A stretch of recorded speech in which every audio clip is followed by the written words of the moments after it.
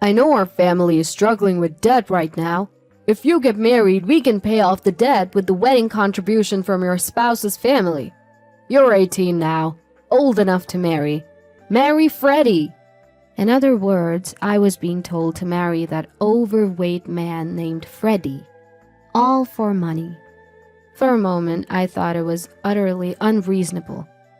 But then, I realized I had only two options.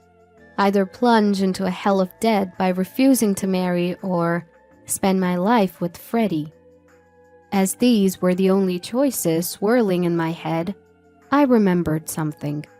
I was willing to do anything to get out of this house. The story goes back over a decade. My name is Felicity. I grew up being treated terribly by my parents. My father died in a car accident when I was 3. He was a very kind man, but Mom apparently didn't like him very much. I have no memories of being loved by Mom, probably because I resembled my father. Mom remarried just 6 months after my father's death.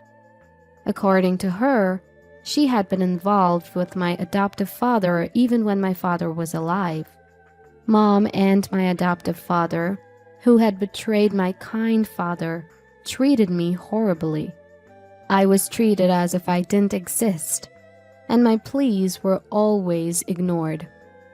It seemed to get worse after my sister Olivia was born. Mom and my adoptive father adored Olivia. Unlike Olivia, who received all their love, I was always treated as an outcast. They did give me birthday presents every year, but they were small things like pencils or erasers, while Olivia got anything she wanted. Even at Christmas, Santa Claus never came for me. When I was little, I often cried alone, hugging my knees, thinking that Santa didn't come because I was a bad child. During those painful days, something happened. I was 7 years old. On a day when heavy rain was falling due to a hurricane, Olivia got a fever. My parents, who adored Olivia, were in a panic. My adoptive father told me to buy a sports drink for Olivia. Reluctantly, I went out in the pouring rain wearing a raincoat, but my small body struggled against the strong wind and heavy rain. Moreover, our house was in the countryside, and it took an hour to reach the nearest supermarket on my little legs. When I finally reached the supermarket, after great difficulty, I was shocked. I couldn't find the wallet I thought I had brought. I might have dropped it when the wind knocked me down. As I was about to turn back, tears welling in my eyes, I suddenly heard, "Wait a minute!" from my older brother. The high school student-like older brother said, "Are you alone? It's dangerous in this weather," in a kind voice. I burst into tears at his gentle demeanor and explained my situation. I desperately told him about my sister's fever and how my parents had sent me shopping, and the older brother seemed to understand my situation. "You don't need to look for your wallet. I'll help you with the shopping," he said, and he helped me with all my shopping. I had lost my wallet and couldn't pay a single dollar, but my older brother told me not to worry and even gave me the change. He also took me close to home in a taxi, and I felt the kindness of others for the first time in a long time. "Thank you, big brother," I said with all my heart as I got out of the taxi. And my elder brother's gentle smile was very impressive. I, who had spent such a childhood, turned 18. When I was a child, I only felt constrained by being treated differently from my sister. But now, as an 11th grader, my problem is money. Mom and adoptive father were against me going to high school in the first place. Apparently, they thought it was a waste to spend money on me. But I insisted on going to high school, and the condition they gave me was that if I wanted to go to high school and stay at home, I had to put $1,000 into the family every month. The money I earned desperately from part-time jobs was consumed by living expenses. When I became an 11th grader, I had to study for college in addition to my part-time job, and I was very busy. Mom and adoptive father probably won't pay for my college. I spent all my time working and studying to get a scholarship. One day, Olivia, who had become an 8th grader, came home triumphantly and said to our parents, "Listen, listen! I got scouted by the entertainment industry." What Olivia put on the dining table was a business card from an entertainment production company I had never heard of. Mom and adoptive father said, "Olivia is cute after all," and were delighted. "Olivia has a sparkle, so I thought something like this might happen. Keep it up, Olivia." Having a daughter as a celebrity is great. Way to go, Olivia. You're nothing like your big sister. Well, of course, I am much, much cuter than my big sister. Olivia, raised by parents who had always looked down on me and praised Olivia, compared herself to me at every opportunity. This time, she arrogantly asked, "You think so too, don't you, big sister?" I replied, "Yes," because arguing would undoubtedly lead to trouble. Olivia was supposed to have joined an entertainment industry, but months went by without any contact. The parents, who thought it was strange that they were being charged for lessons and membership fees, found out that the entertainment agency was a fraudulent group and had already disappeared. All that was left for the parents was a debt of $20,000. The parents looked desperate, but I just calmly paid $1,000 to the family and focused on my studies. I won't spare any effort if I can get out of this house. With that in mind, I was working hard at my part-time job and studying. A few weeks later, when I got home, I heard an unfamiliar voice from the living room. Wondering what it was, I was about to go up to my room on the second floor when I heard adoptive father calling me from the living room. Wondering what it was about, I peeked into the living room and found two unfamiliar men besides adoptive father. One was a man of the same age as adoptive father, and the other was a very fat man. As I was surprised by the size of the man sweating in the air-conditioned room, adoptive father introduced the two. "This is Mr. Newell. Say hello." "Oh, nice to meet you." As I hurriedly greeted them, the two men smiled and looked at me. Mr. Newell is a well-known large-scale landowner in this area, known to everyone. Why would such people come to our house? As I was puzzled, adoptive father said something outrageous. "Mr. Newell's son, Freddie, is your fiancé. Be polite." "What?" Startled, I raised my voice, and adoptive father, looking flustered, took me out into the hallway. "What's going on?" I asked adoptive father in a whisper, and he answered in a whisper as well. "You know we're in trouble with debt.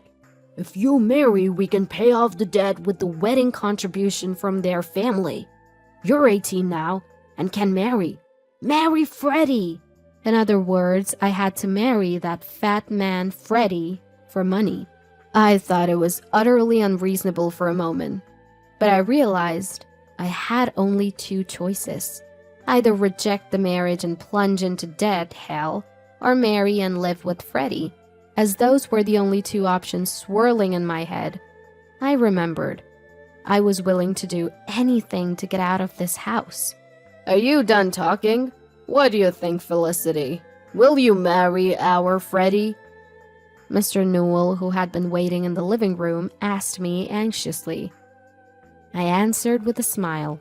Yes, gladly. And so I was to marry Freddie. That very day I was told to live at Freddie's house right away and was kicked out of the house. With only my study materials, Freddie asked, "Don't you have any clothes or anything?" But I had never bought cute clothes. "That's all I have," I said. Freddie lowered his eyebrows and said, "I see." Mr. Newell, no, my father-in-law, was a well-known landowner whose name I had heard. But he was a very friendly person. His car drove through a large gate and into a vast estate, and it stopped in front of a solitary house. "This is a separate house I built for Freddie when he got married. But Freddie couldn't find a spouse. I'm glad a wonderful woman like Felicity is marrying him. I live in the main house, so Felicity, you should live here with Freddie." With just a brief explanation, my father-in-law said, "Well, I'll leave it to the young couple," and left Freddie and me behind. Suddenly alone, I was a bit wary of Freddie, but he calmly showed me around the separate house. As he brought me to a spacious room furnished with furniture, saying, "This is your room, Felicity. This inside lock works, and if you're worried, don't hesitate to ask for a key change. I won't lay a finger on you, Felicity. I've told your parents that we'll cover your high school expenses. You should reduce your part-time job if you can. That way, you can study more. If you want to go to college, I'll let you go." I blinked at the unexpectedly good treatment. Freddie even said he had no intention of getting a marriage license, and that we would have a common law marriage, so I could go to another man if I found one I liked. Far exceeding my expectations, I inadvertently asked, "What is this marriage for? I feel like I'm the only one benefiting." I wondered if it was rude after I said it, but it would be troublesome if I were asked for something outrageous later. Thinking I should check just in case, I waited for Freddie's words, and he began. "I might be meddling, but..." and then answered, "I thought you might be in trouble, Felicity. Do you remember when you went shopping on the day of the hurricane when you were little? We met then, but do you remember?" I was taken aback. There's no way I wouldn't remember. I still remember the face of the kind older brother from that time. I realized that if older brother gained weight, he might look like this. "Are you the older brother from that time? I'm sorry I didn't recognize you." "It can't be helped since I've gained a lot of weight. Stress from becoming a working adult made me eat too much. But you haven't changed, Felicity. When my dad showed me your picture and asked if I wanted to marry you, I knew right away it was you. Are you still being discriminated against and suffering like your sister?" Just like on the day of the hurricane, Freddie spoke to me kindly, and I nodded. Then Freddie smiled to reassure me. "It's okay now. You don't have to worry about money or being treated badly anymore. You can live freely in this house, okay?" Touched by Freddie's kindness, tears welled up in my eyes. In front of Freddie, who hurriedly handed me a beautiful handkerchief, I cried and cried. And from that day on, Freddie and I started living together. I spent my first ever free time studying. I was so happy to be able to study for college like this. Freddie said he didn't need living expenses, but I decided to contribute only $300 because living for free felt constraining. Since I only had to earn $300 and my allowance, I was able to significantly reduce my part-time job hours. Freddie took the initiative in doing household chores. And when I was doing them, he would kindly say, "You can go study," and take over for me. In the happiest days of my life, Freddie and I gradually grew closer. We spent our days like an ordinary married couple, laughing together while watching variety shows and going out on holidays. A few months later, I was leading a calm life when I received a phone call from my adoptive father. What could he want now, after never worrying about me and leaving me alone all this time? I picked up the phone with a bad feeling. Hello? Felicity, is that you? Mom's in serious trouble. I was taken aback by adoptive father's loud voice as soon as I answered the phone. According to adoptive father, Mom had fallen sick and needed immediate surgery, so he was calling me to ask to transfer $10,000 to a specified account. Mom had neglected me since childhood, but she was still my mom. Facing a life-threatening situation, I couldn't just ignore her. What happened all of a sudden? Which hospital and what kind of illness? When I asked out of concern, adoptive father hesitated, saying, well, it's the hospital, but... I began to feel something was off, as adoptive father suddenly became flustered. He couldn't even name the disease, which was clearly suspicious. You're lying, aren't you? Enough. Don't call me for such nonsense. Wait, okay, I admit it. I lied.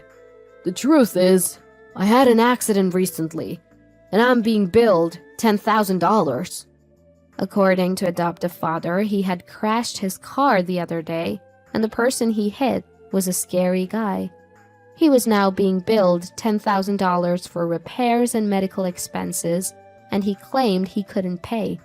My irritation with him grew. You're probably lying again. It's true this time. Please, Felicity, ask Freddie to transfer the $10,000. You're all we have left. I snapped at adoptive father's desperate plea. Don't mess with me. I can't believe you called after so long just to ask for money. Neither you nor Mom ever cared about me. Not even once. And now you want me to help you? That's too convenient. No matter what you say, I have no intention of transferring the money. Goodbye. Ignoring adoptive father's plea to wait, I hung up the phone and blocked the numbers of adoptive father, Mom, and Olivia. A few weeks later, as I happened to pass by my family's house, I noticed it was vacant. A gossip-loving neighbor lady approached me, and from her I learned that the story about hitting a scary guy's car was true. According to the neighbor lady, my parents and Olivia had secretly packed their bags and left the house at night. They must have fled and are likely living a hidden life now. Living in fear must be incredibly stifling. Thinking about it, I felt a sense of relief deep in my heart. Meanwhile, I was living happy days. I had completely fallen in love with Freddie. Though Freddie, who was 10 years older than me, was often hesitant about dating me. My persistent confessions led to a decision to start dating once I graduated from high school. Freddie even took time off work to attend my high school graduation ceremony. As he accompanied me in my eating and exercise habits, Freddie slimmed down to his original figure and transformed into a handsome man. My friends were envious when I proudly introduced him as my boyfriend. After my high school graduation, Freddie and I submitted our marriage registration to officially get married. When I said I wanted to marry, Freddie nodded in agreement, so we decided to submit the marriage registration. It would take a little time for the marriage certificate to be issued, but now we were officially a married couple, not just in a common law marriage. On the way home from the city hall, we held hands for the first time. I laughed at Freddie's adorable shyness, and he said, "Now that you're my wife, Felicity, You can't be swayed by any handsome boys you meet in college. I thought I was the only one in love, but it seemed Freddie loved me very much too. I found it so ticklish that I burst into laughter. There's no way that could happen. Out of all the people I've met, Freddie is the most handsome